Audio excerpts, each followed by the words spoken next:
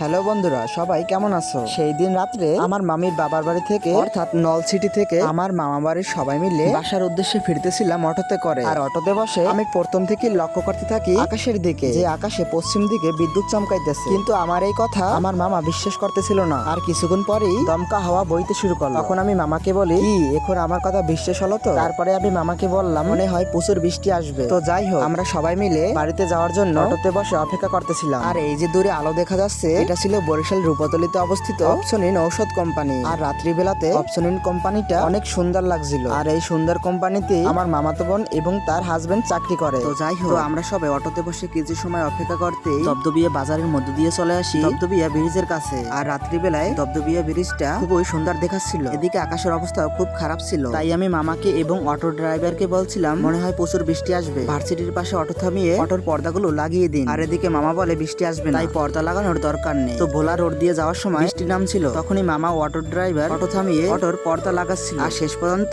আমি সবাইকে বললাম, আমার কথা তো আপনারা শুনলেন না। আর শেষমেশ পর্দাই লাগালেন। আর পর্দা লাগিয়ে অটো স্টার্ট করে আমরা সবাই বাড়ির উদ্দেশ্যে রওনা দিলাম। আর সত্যি বলতে বাইরে প্রচন্ড পরিমাণ বৃষ্টি হচ্ছিল। আর বৃষ্টির সাথে অনেক বাতাসও বইছিল। আর এত বৃষ্টিতে আমার পোশাকও ভিজে যাচ্ছিল। তাই আমি অটোর পর্দা হাত দিয়ে চেপে রাখছিলাম। আর বাইরে এত পরিমাণ বৃষ্টি হচ্ছিল, অটো চালানো মুশকিল হয়ে গেছিল। তবুও অটো মামা আস্তে আস্তে অটো চালাতে লাগলো, কারণ অটো থামিয়ে রাখলে অনেক দেরি হতো। আর এই বৃষ্টির ভিতরে সবাই অটোতে করে দুর্গাপুর বাজারের মধ্য দিয়ে চলে আসি আমাদের সাহেবরাট বাজারে। আর আমি এখানে নেমে বাসায় চলে যাব করে, কিন্তু বাইরে প্রচুর বৃষ্টি হচ্ছিল। তাই মামা বলল, এই প্রচন্ড বৃষ্টির ভিতরে তোর বাড়ি যাওয়ার দরকার নেই। আর তার কথা মতো আমি তাদের সাথে তাদের বাড়ি চলে যাই। আর অটোতে কিছু সময় কাটাতে চলে আসি সিঙ্গারকাটি স্কুলের কাছে। আর মূলত এই স্কুলের পাশেই ছিল আমার মামা বাড়ি। তো পরিশেষে সবাই অটো থেকে নেমে বাড়িতে চলে যায়।